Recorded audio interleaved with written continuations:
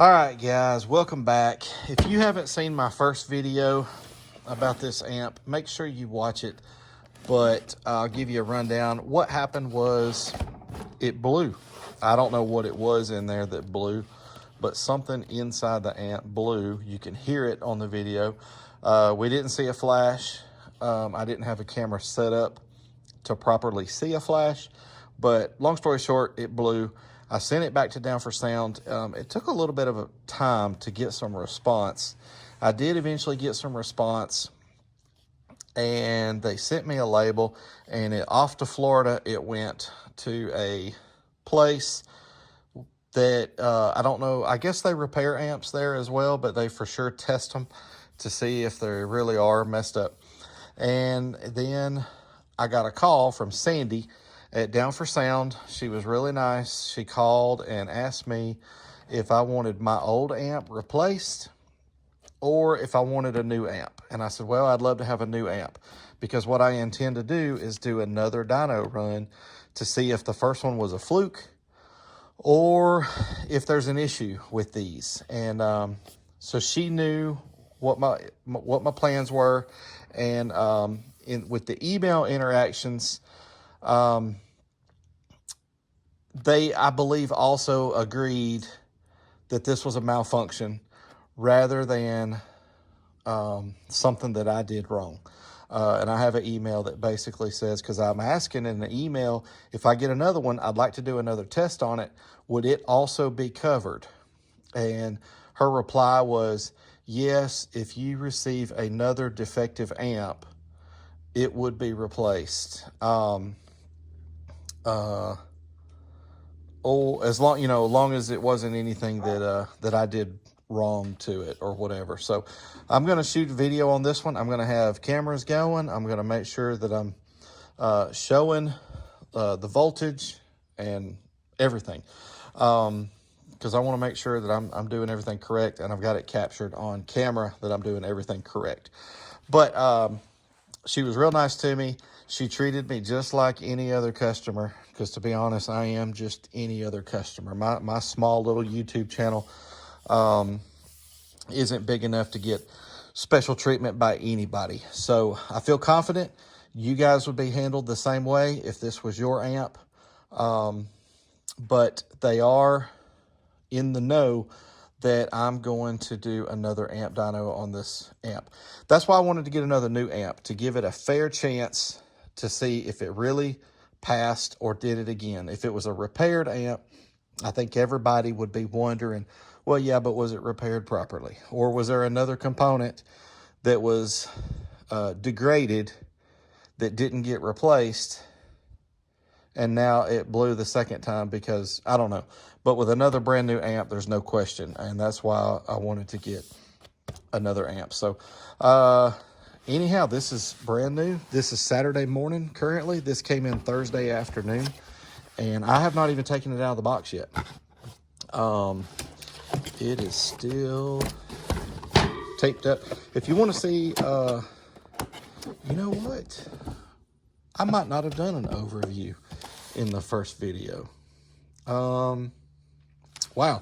So just in case I didn't, that's right, because I was shooting that video just in case something went wrong. I wasn't really making a video. I just rolled the camera in case something went wrong, and got a little lucky in the sense that that was captured on video.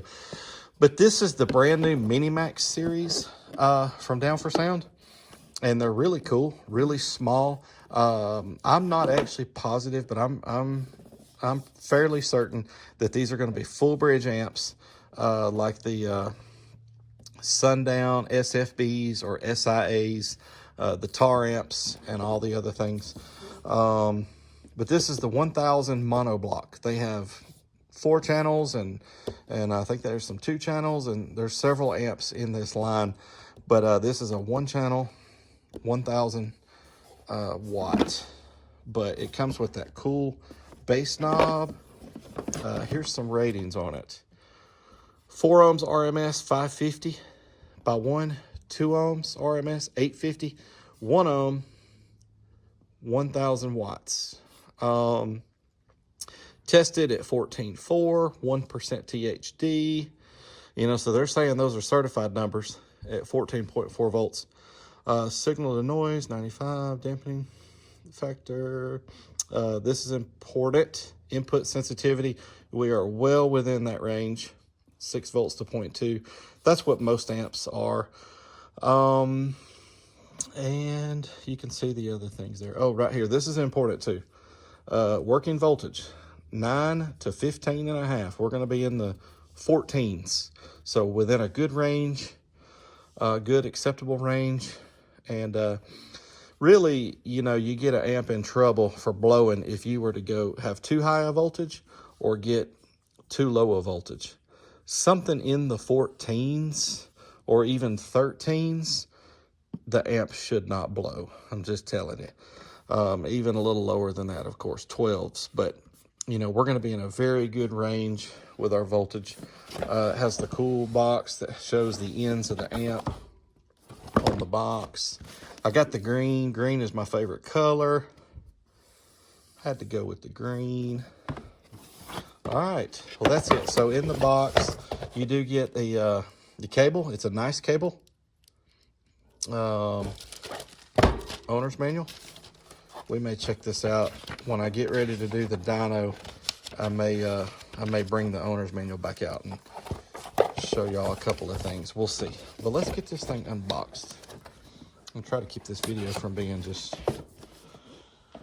super long. All right.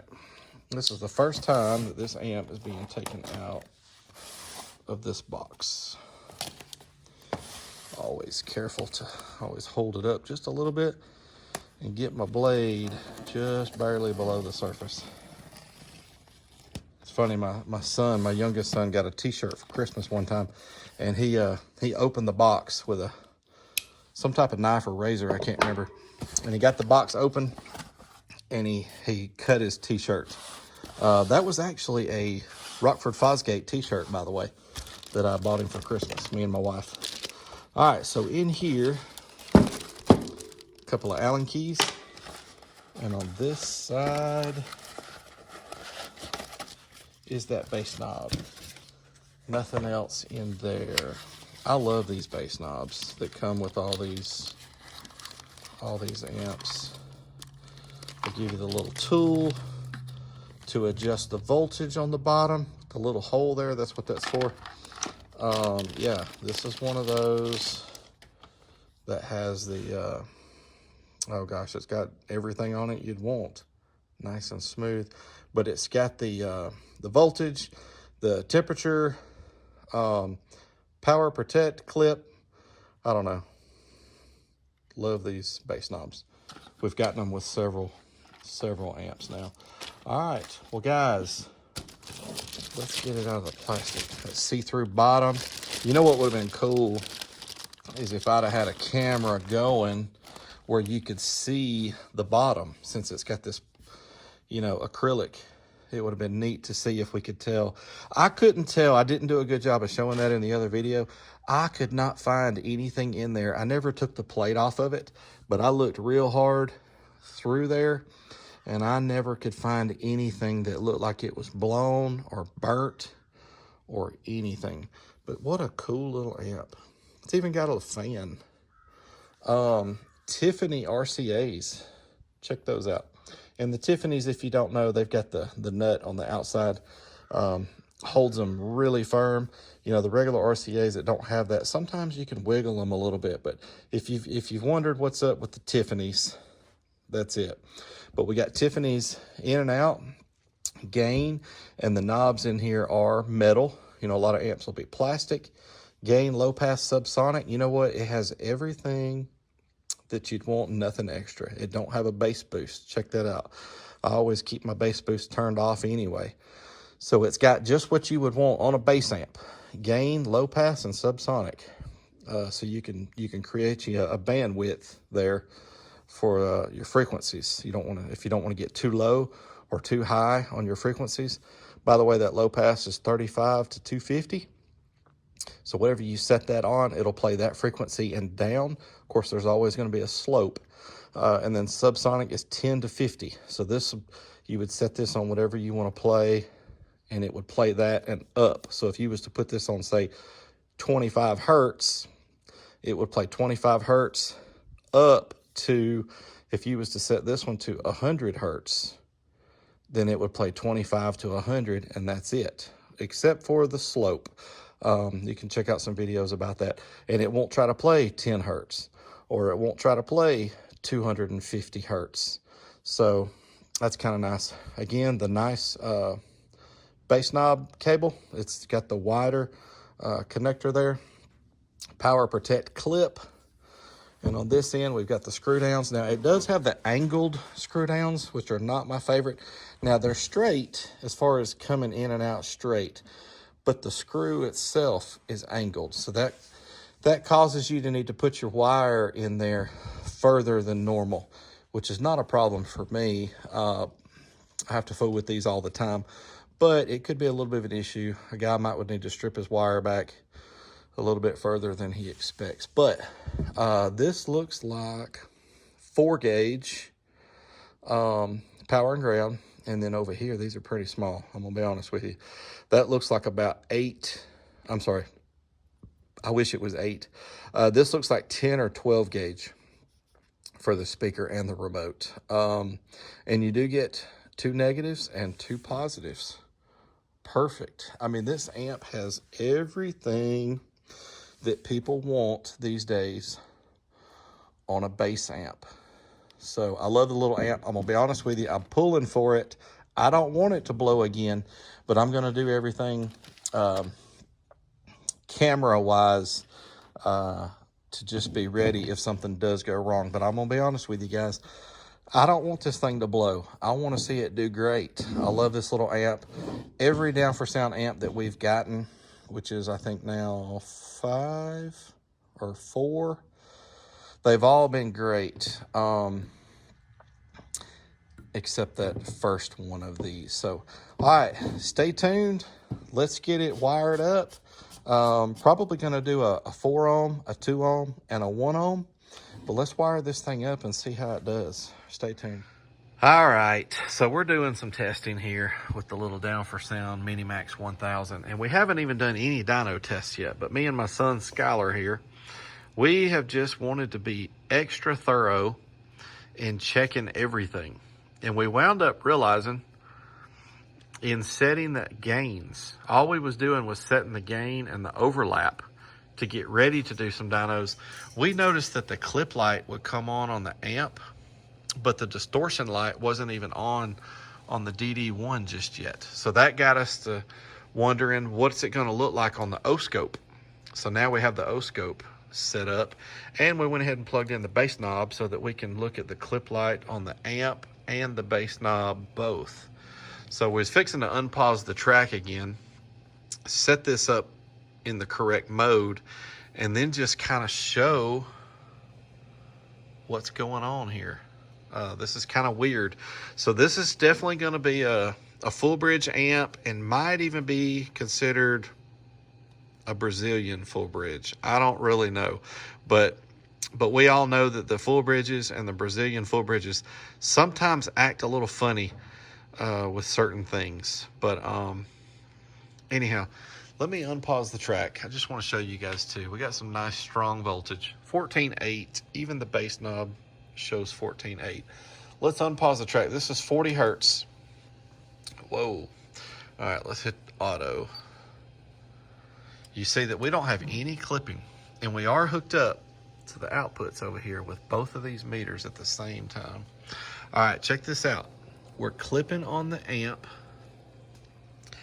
and we're clipping on, yeah, that protect light kind of looks like it's on, but it's not. It's just the glow from the, but yeah, so we're showing clipping here. We're clean here, and let's check this out. This is definitely weird. Look at that signal. Let's see, going the wrong way here, right? Look at this signal, that tiny bit right there. That's crazy, right? That doesn't look like your typical clipped signal. But whatever it is enough to turn the clip lights on. Let me go down just a little bit with the volume. We're at 14.8 volts. Let me go down a little bit with the volume. Okay. Clip light go out yet? No. You can see, I'll kind of show where you can see both right there. Now it's flickering a little bit. Flickering a little more and then off. Skylar, did that one go off at about the same time? Skylar says it does. All right, now that's a nice clean signal. Again, the DD1 never did show distortion at all. That is weird. Really weird. So what we do is we see distortion sometimes without clipping, but we almost never see clipping without distortion. So that's really strange. Let's go back up. Let's go back up. That clip light come back on, and we got that weird little right there. That's strange. Very strange. And again, the way this is set right now, this is set cleanly according to the DD1. Had the DD1 hooked up by itself a while ago and turned it up until the distortion light on the DD1 came on, and then backed it off just enough to turn the distortion light out. But that was enough to have the clip light already on the amp. So this is really strange. Wanted to show this. We're still going to hook it up on the dyno and see what it does on the dyno, and then make some decisions there about the, you know, how to do our runs and everything. The track went over to the next track. That's why those did that. But there's no load on the amp right now, so I know we were showing that clipped and probably looked like we was putting a beating on our amp, but there's no load on the amp right now. There's no resistors hooked up to it or anything, only these 2 meters. All right, guys, just wanted to show you that. Stay tuned for the rest. All right, guys, I want to talk about something here for a couple of minutes. Because of what we just saw on the O-scope and this thing being really weird about showing clipping before it shows distortion, the truth is that may have something to do with why the other amp blew. And me and my son have talked about it for several minutes on whether to do these runs up until the amp shows that it's clipping. These come on at the same time, by the way, the amp and the bass knob. So we'll probably be looking at the bass knob. We've just decided to do these dyno runs, 4 ohm, 2 ohm, and 1 ohm, up till the amp is clipping. Because we just really don't want to blow another amp. And to be honest, guys, with what we just saw, we feel like that if we do a full normal dyno run, this amp would probably blow too. And it's been a tough decision on whether to possibly blow another amp, or feel like we probably would blow another amp, or scale it back, go by the clip light, save the amp. But either way, we wanted to put the information out there on what we saw. I'm sure there's going to be some other YouTube channels that end up doing some dynos on these amps, and time will tell if there's an issue or not. Speaking of that, when I talked to Sandy at Down for Sound, she told us, you know, when I sent this amp in, these had only been arriving at people's doors for about a week. They were brand new on the market, and she said we were the first ones to blow an amp, and it was only the second that had been sent in. Speaking specifically of the Mini Maxes, she said one of them had loose RCAs, which, you know, these are Tiffany RCAs. Kind of makes me wonder if the nut just needed to be tightened up on the other one. That wasn't our issue, but she said that there was one that was sent in from loose RCAs, and then ours was the first one that had been blown. And so anyhow, that's what we're going to do. I know that's, you know, not what we normally do here. But again, there's going to be some other YouTube channels that are going to be testing these as well. And if I had to guess, they'll probably be doing a full dyno run all the way up to clipping on the AMM1 or the AD1. And that'll be pushing that to the same point that we pushed the first amp. So we'll see. Like I said, time will tell. Yeah, that's it. I do have it wired up. We're fixing to get to these tests. We're going to do a 4 ohm, a 2 ohm, and a 1 ohm. And let's get to it. All right, guys, I want to mention one thing first before we get to this first dyno run.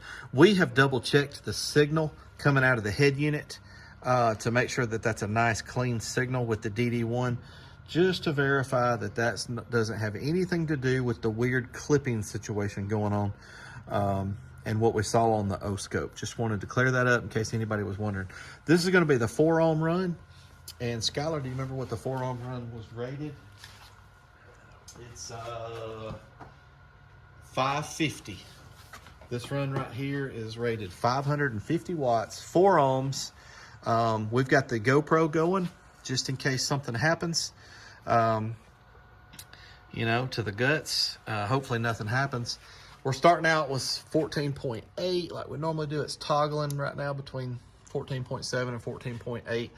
And we're going to capture the current draw. Again, rated 550. We're going to go until the clip light on the bass knob comes on. And again, the clip light on the bass knob and the clip light on the amp, they come on at the same time. So 550, 4 ohms. What's it going to do? Here we go.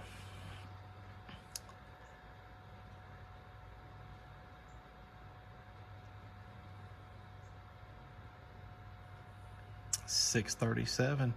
That's really good. All right, the voltage dropped to, well, it was already toggling on 14.7, so it didn't go any below 14.7, so we're going to call that 14.7. The current draw was 47.4 volts. All right, the amp did good. 637, rated 550. That was really good. All right, let's see what it'll do at 2 ohms. All right, guys, this is the 2 ohm run, rated 850 watts. We got the GoPro going. We're starting off with 14.8 volts. Let's put this in the right mode. It's kind of toggling right now between 7 and 8. We're going to capture the current draw, and we're going to roll this up to clipping on the bass knob. Let's unpause the track. 40 hertz test tone. Class D mono block. Let's see what she does at 2 ohms. Again, rated 850.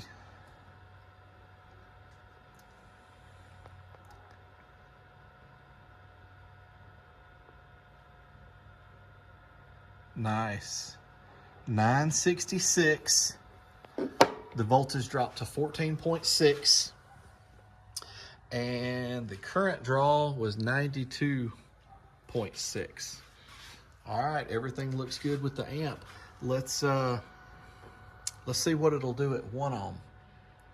All right, guys, here's the 1 ohm run, rated 1,000 watts. Keep your fingers crossed that it makes it through the run. We've got our fingers crossed. We got the GoPro going right here on the gut shot, just in case something happens. Hopefully nothing happens. We're starting out at 14.8 volts. And we're going to capture our current draw. And that's toggling right now between 14.7 and 14.8. It's going to go down to about 14.4. So the reason it's flashing is because it toggled down to 14.7. So anyhow, we're going to roll it up just until the clip light on the bass knob barely comes on. All right, let's start the track. Rated 1,000 watts.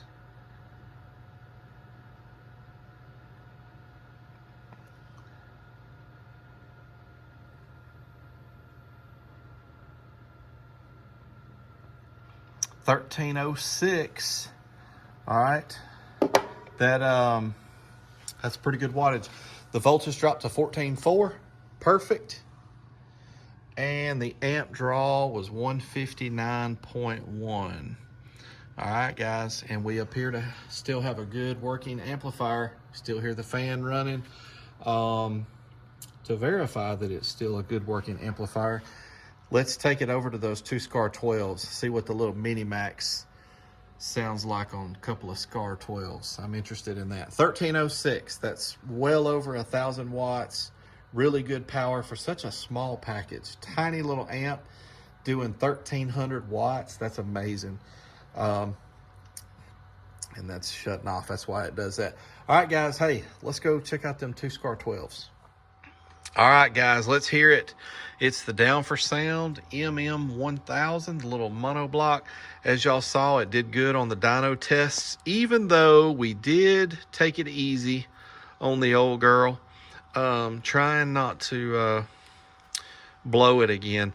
But let's listen to it. This is a tiny little amp that put out really good power for its size, and I want to listen to it on the Scar 12s. Okay, here we go. Scar 12s up there on the top.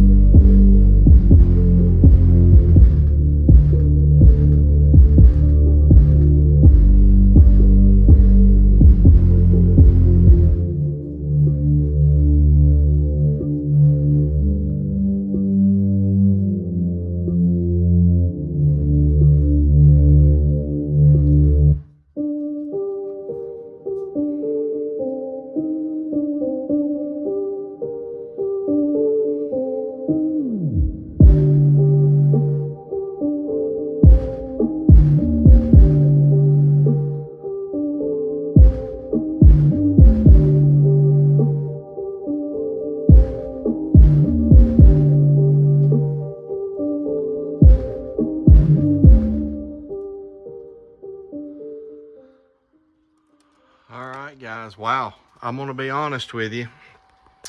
This number is not accurate, but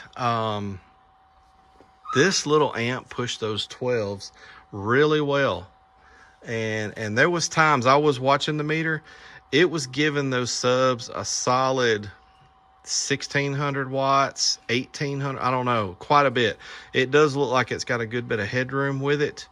But I'm kind of shocked that it sounded as good as it did. I was also monitoring the clip light on the bass knob. It never came on a single time.